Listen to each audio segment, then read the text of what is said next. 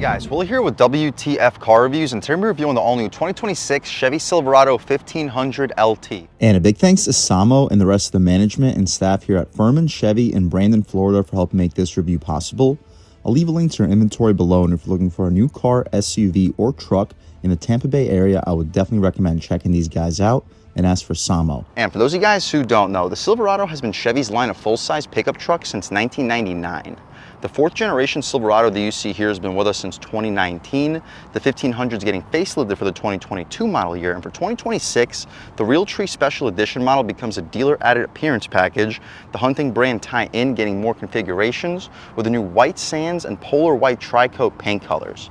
There are 8 trims outside of the ZR2 for the 2026 Silverado, ranging from the $37,000 work truck up to the top $64,000 high country, with the RST that we just reviewed in this channel sitting in the middle, the LT right beneath the RST, starting at $50,300 for this two-wheel drive model. What else do we get for that money? Let's jump right in. So the LT, although we get the black grille, the chrome contrasts it very nicely. This does look like it's a higher trim level than it actually is based off its exterior styling. We get the yellow Chevy bow tie, LED headlamps with an LED projector, functional airflow in each corner, and a pretty solid amount of airflow for the radiator for the 5.3 liter V8 that we have here. The wheel and tire setup, we get these gunmetal gray and silver contrasted 20-inch wheels wrapped in general grabber all-season tires. Dimensions are 275/60 R20. The 60 sidewall should keep this ride quality nice and plush with the 275 wide tires. We'll see how they put the power to the ground, because this 5.3 liter V8 makes a lot of power. We get splash guards, running boards, chrome contrasted mirror caps. We don't get blind spot monitoring on the glass, but we do get a blind spot pocket, black window trim, smart access for the driver and the front passenger. Let's take a quick look at the window sticker for the 2026 Silverado 1500 Crew LT two-wheel drive. So $50,300 for the base price. The 5.3 is $1,600. Tonneau cover for $1,250. $1,100 for the 20-inch wheels. $850 for the steps. $685 for the protection package. $265 for the floor liners. So about $5,745 in total options. After a $2,600 destination charge, we're sitting at $58,640. 18 combined miles per gallon. Let's take a step back. Hopefully you guys can pick up the side profile on this 2026 Silverado 1500 LT. We mentioned the hard tonneau cover, it's $1,250, so I'd recommend just going with something in the aftermarket. The gas cap, it's not push to open, but no latches to pull, and the 5.3 can take regular fuel. We get the same rear wheel and tire setup. The only difference is a smaller brake caliper, relief springs, and a full-size spare tire, with the wheel liners coming equipped with the spray and bed liner, part of that protection package. I like how Silverado gives us the bumper steps, making it really easy getting in and out of the bed area. This specific Silverado not getting the multi-pro tailgate. I'd encourage optioning that in for anybody building their Silverado. It's about a $450 option, and it makes it a lot easier getting in and out of the bed area. But at least GM gives us these bumper steps, chrome rear bumper, trailer hitch. This truck can tow about 9,600 pounds with about a 1,740 pound payload. We get a zone light and backup camera. I mentioned a spray in bed liner. Although we don't get the multi-pro tailgate, we still get the cup holders as part of the tailgate. 120 volt, 400 watt AC outlet, and 3 tie downs in each corner of this truck, Chevy etched into the back of this bed area. That's about it though, guys. We get the exhaust tip in the lower right corner, and speaking of the exhaust tip, let's fire up this 5.3 liter naturally aspirated V8 and hear how she sounds.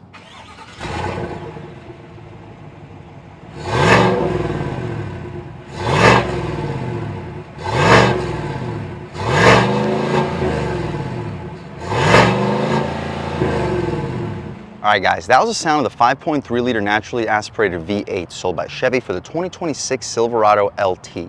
And it sounds okay, cranking out 355 horsepower, 383 pound-feet of torque, made it to a 10-speed automatic transmission, sending the power to the rear wheels in this configuration.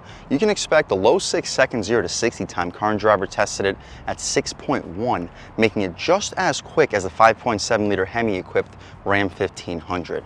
The hydraulic struts are appreciated. We get additional bracing to help us out with the handling.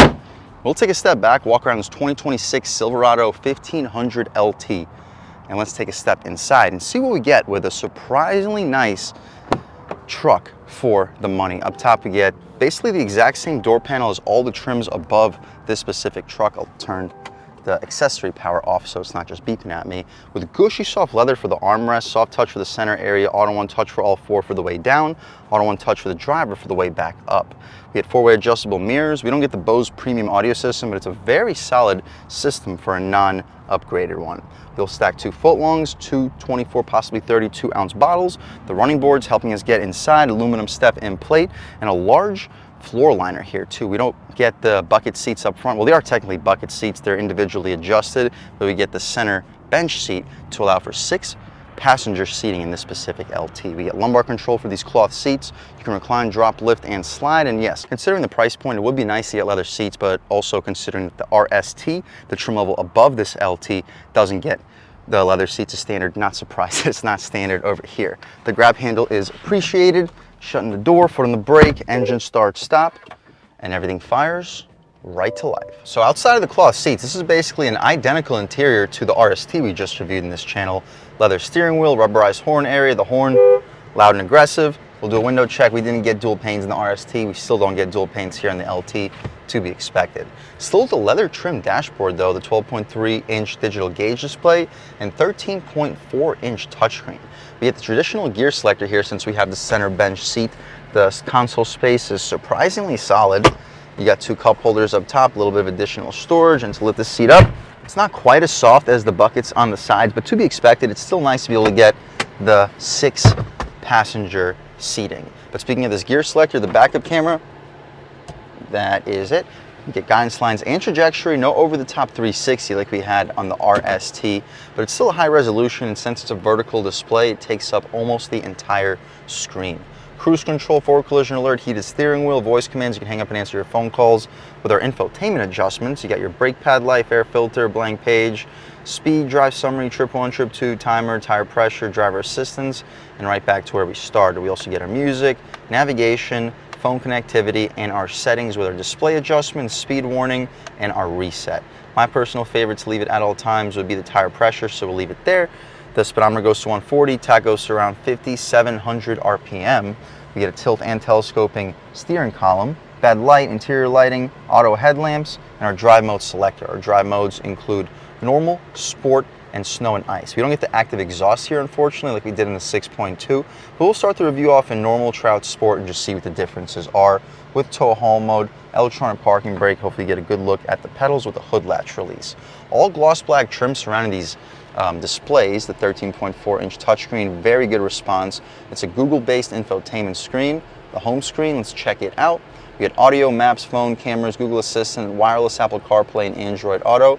My personal favorite to leave it at all times would be the map. We get lane keep assist, auto engine start stop. Trunk release is not electric, so it doesn't lift back up for you, but it's nice to be able to drop it. Hazards, turn on traction control, and drop all the windows. Wood trim, aluminum contrasting it, dual zone automatic front climate control, heated front seats, trailer brake controller, engine start stop, and we get an additional floor mat for the feet of this potential center passenger. We already checked out the center area. We don't get an auto dimming rear view mirror, but we didn't have that on the RST, so not going to knock the LT for it. We get 2 glove boxes. The first one is decently spacious. You'll fit 20 license plates. 2 pairs of shoes, should be able to fit 6 Harry Potter books. The top tier, you'll fit a size 14 shoe, should be able to fit 5-6 pairs of socks up top. The interior lights are LED, cool. And we don't get a 5th opening window out back. We don't get the sunroof here either, so that's about it for the front seat of this 2026 Chevy Silverado LT. Let's take a step out back, see how much space is offered back there, as well as the overall quality of the material. So the soft touch up top continues with soft materials for the lower armrest. This is a more premium door panel compared to a Ram Bighorn, this truck's main competitor. We got auto one touch windows for the way down, but you got to press and hold for the way back up. No upgraded audio system, but it's surprisingly decent for a base. You'll fit a 14-inch sub, 24-ounce water bottle. The running boards continue. Cloth seats also continue. The GM cloth seats don't get that hidden storage for the seat back. We also don't have any storage underneath the seat, but you can buy something aftermarket, and without the storage, you actually have a very large area to sleep. So if your wife kicks you out of the house, you can comfortably sleep in the back of a 2026 Silverado LT. But taking a step inside, the grab handle is appreciated. I'm a little bit over 6 feet tall sitting behind my seat settings, and I have well over a foot of knee room, headroom. With this cutout, I have like 4 or 5 inches of it, so Unless you're Yao Ming, you should be more than comfortable sitting behind your seat settings in the 2026 Silverado. We get air vents back here too, USB A and C port with a AC outlet in there as well. Map pockets behind both of the front seats. No center cubby, unfortunately. The interior lights are LED.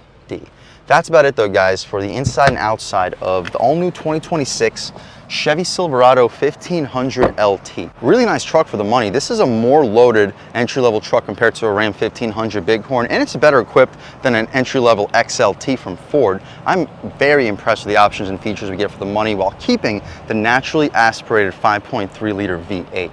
And speaking of that powertrain, let's take this 2026 Chevy Silverado 1500 LT out for a drive and see what it's got. All right, guys, now just about seeing everything we need to see with the inside and outside of the all-new 2026 Chevy Silverado 1500 LT. Let's take it out for a drive and see what it's got. My first impressions though, coming out of the 6.2 RST, the throttle response with this 5.3 feels almost identical. This feels very, very strong off the line.